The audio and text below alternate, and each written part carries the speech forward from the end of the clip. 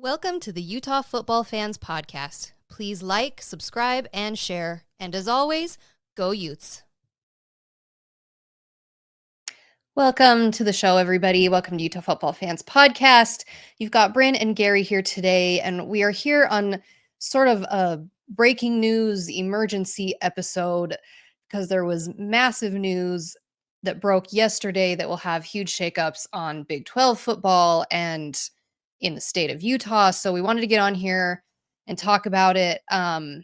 Before we do start, though, I do want to give the disclaimer that this discussion does include discussion of sexual assault and possible rape allegations. So I want to be sensitive in how we're going to be discussing this. And I just want to put that out there first to make sure everyone is aware of the situation that we are going to be talking about.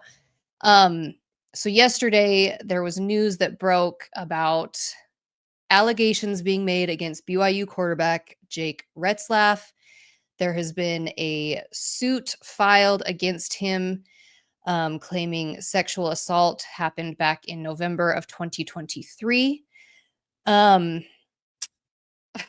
a lot to unpack with this, and we definitely want to be sensitive in it. So first things first, I think we'll just talk about what came out yesterday, the facts of what we do know, because there are so many questions that we still have, and I don't know that we'll ever get answers, and for sure we don't have answers right now, but a lot of questions still to be had. But what we do know is that in the suit that is being claimed is that this woman and a friend went to, I think, Retzlaff's apartment in November 2023.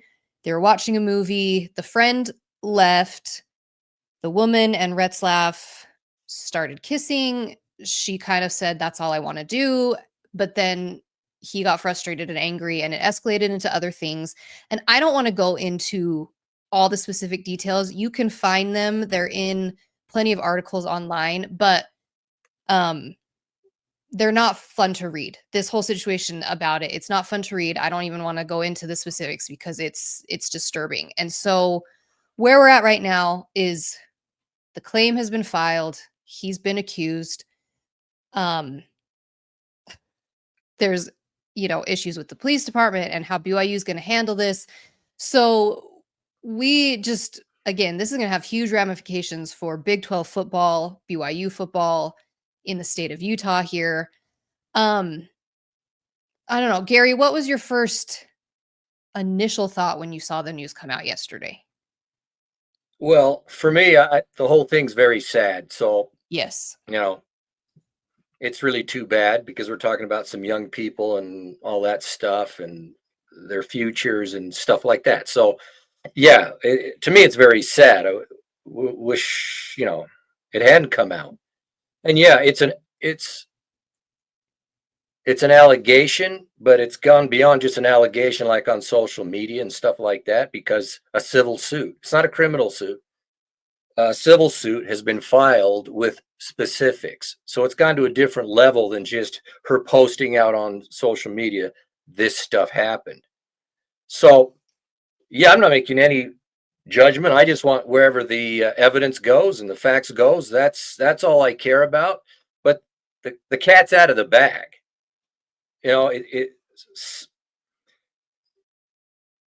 All I want is the truth of the matter now.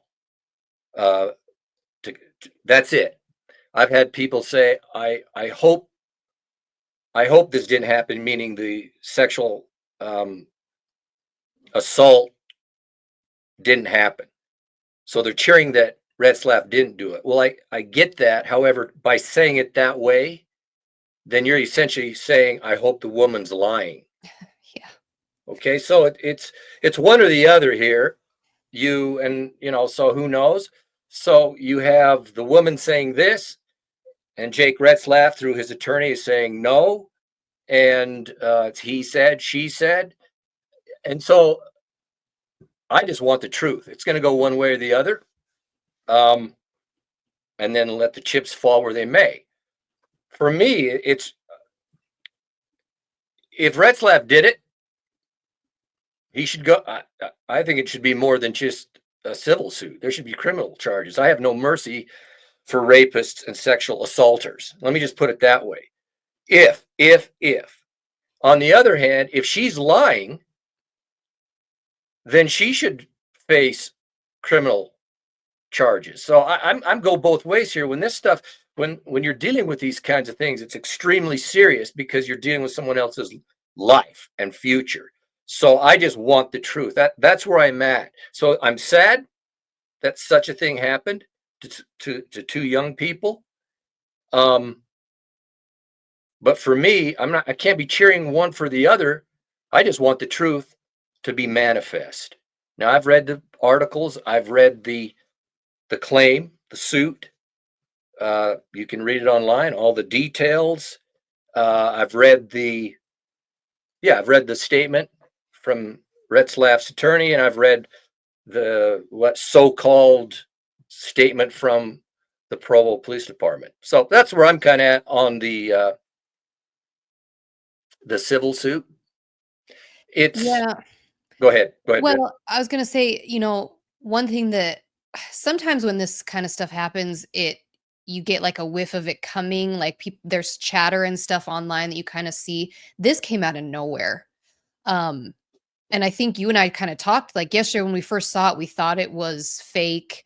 Yeah, I thought someone was goofing around or something like that. But this is it's a nightmare scenario for everyone involved. And I think one huge thing that needs to be addressed is this is happening at BYU. Now, of course, this is a horrific situation if it happens at any university in the country, any student athlete, anything.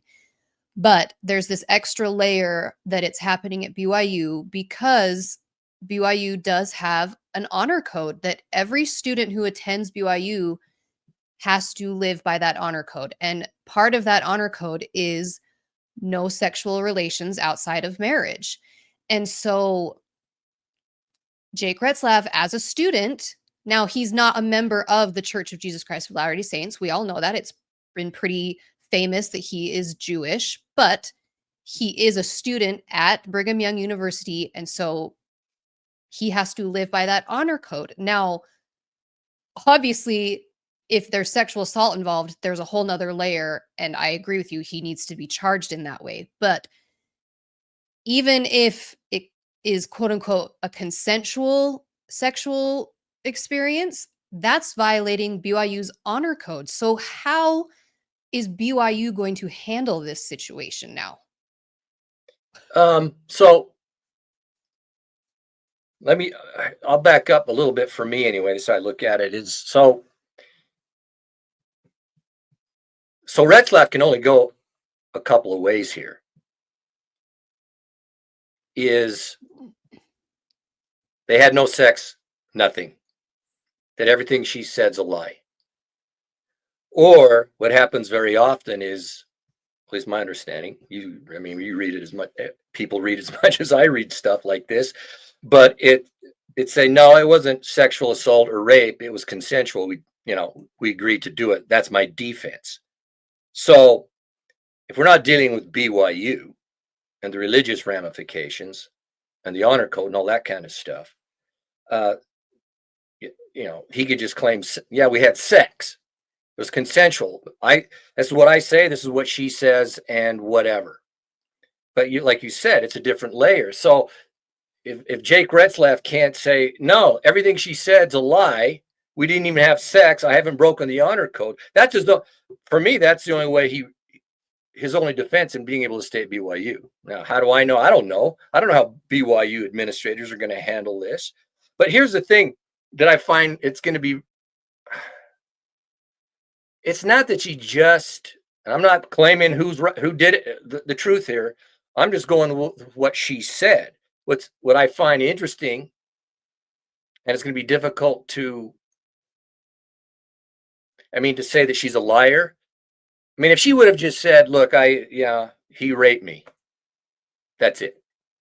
Okay, well, the thing is, she got apparently, and so we're going to find out because she got, the rape test. Yeah. They took pictures of bite marks, bruises. So she went into great detail of stuff that apparently happened. It wasn't just a generalized thing that happened. She's claiming specifics and she wrote them down and it's in the suit.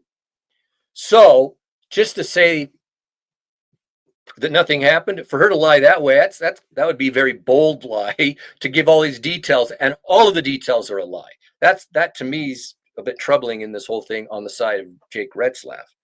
So with BYU, I don't know how they're going to handle it. I just remember Reno Mahi got canned from the school for having sex outside of marriage.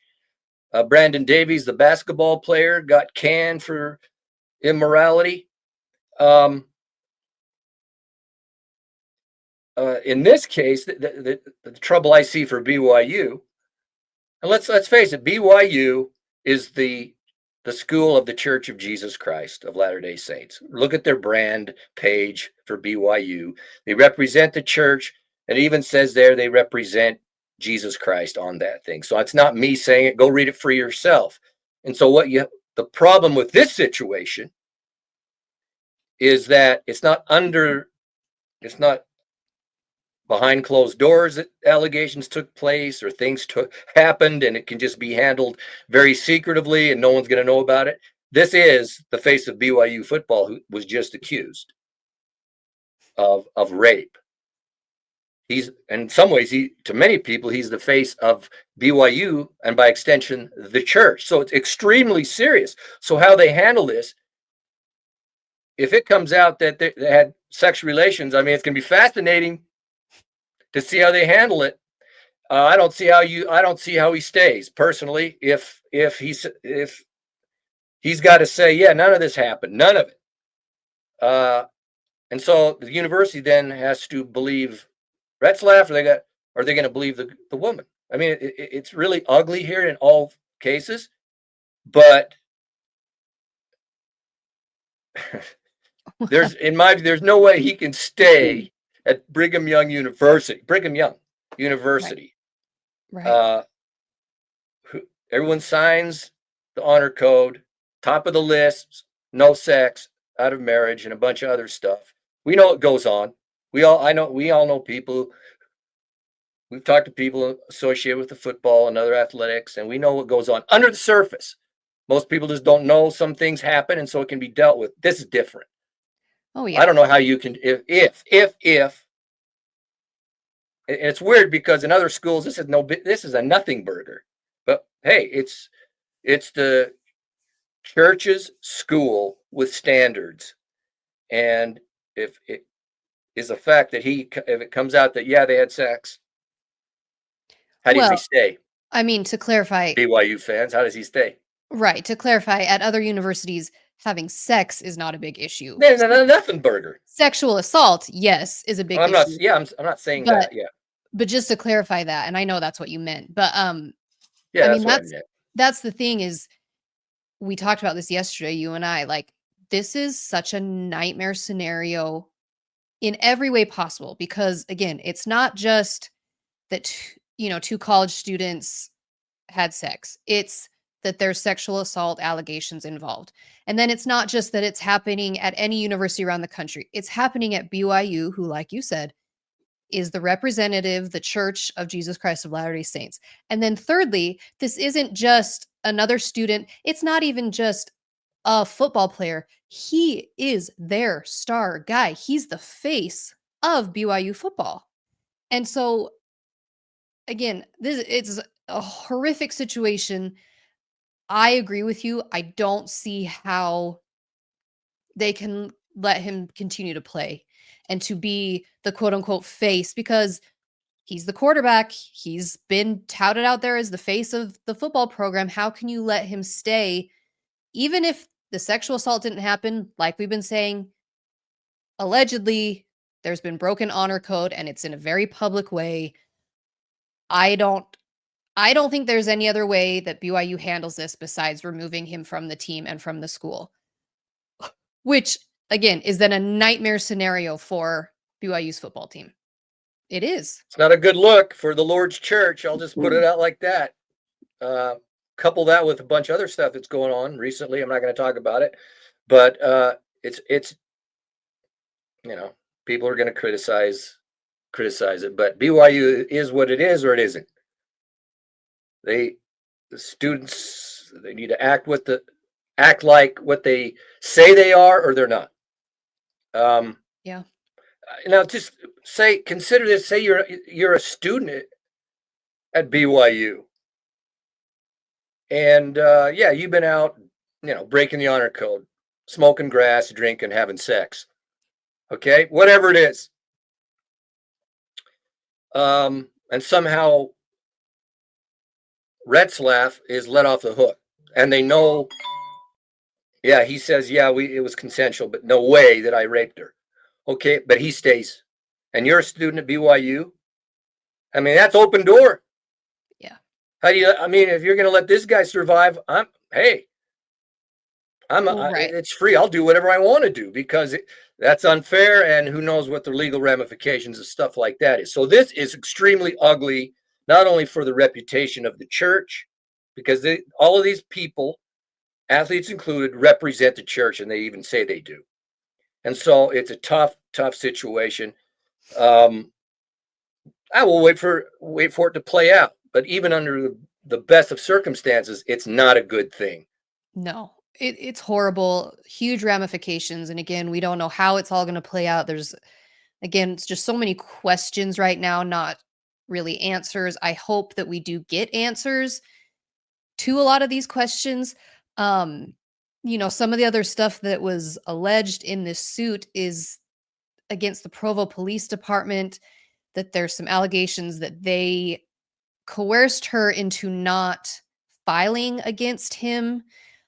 Now, who knows? Obviously, the police department has come out and denied that there was an officer who told her, you shouldn't report this. Yeah. But I'm sorry, there needs to be investigations done into that as well. And then on top of it, her claim is that the reason she finally came forward and gave his name was because the police department contacted her and said, we have another football player who a complaint has been filed against. We want to see if it's the same guy. And so to me, I'm going, hold on a second. That's my biggest question right now is, so are there multiple accusers of Jake Retzlaff, or is there another football player that's been accused of the same thing? And both of those scenarios are horrible. So that is my biggest question that I hope gets answered. And of course, then I've seen people say online, oh, well, police officers do that sometimes just to get an answer out of somebody. And I'm thinking, well, if that's the case, then that's gross too. That's horrible. I don't think that's the case. I want to know, what's this other claim that has been made? And maybe we'll never know, but to me, that's a big, huge red flag in this whole situation.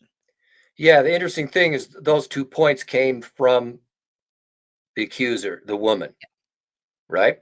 Yeah. And so what you have to think is that she's lying about that stuff too. Now, I'm not saying that she couldn't do it, but again, she's claiming this is what happened. Those are some specific things. Now, I read what the police department said. Really quickly, they went back and we've looked at everything and no actionable stuff and da da da. Well, do you think a police officer is going to write down on a report No. that he or she said to someone who's saying, I got sexually assaulted? They're going to write down in my report, I told her that very few people or women who get sexually assaulted, there's going to be justice or something like that, whatever it was. No way. No. No one's going to write that on their official report. So the report out of the police department, come on, who knows? Yeah, there needs to be a thorough investigation because she's making these claims very specifically.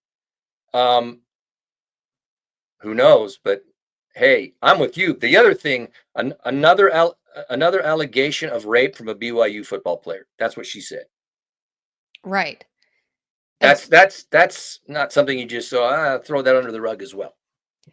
I At the know. Lord's school. That's the thing that has really, out of all of this, that keeps popping up in my head of, is it multiple women accusing Retzlaff, or is it another player who's getting accused of this also? By somebody else. Yeah. And like both of those, it needs to be investigated into both scenarios. I hope they do.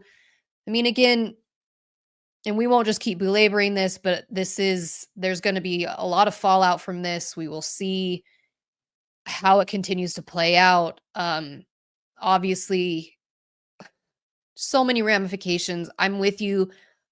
I don't see how this gets wrapped up in a nice little bow at this point because, like you said, you're destroying somebody's life, and no one's celebrating that. No one's happy about that. No one is joyful about that. This is so much bigger than football. This is a horrible situation. And so we're just going to see how it continues to play out. Yeah, and we'll continue to talk about it as any updates come forward. Yeah, But well said. Well said. all right, well, we'll get out of here. Go Utes, everybody.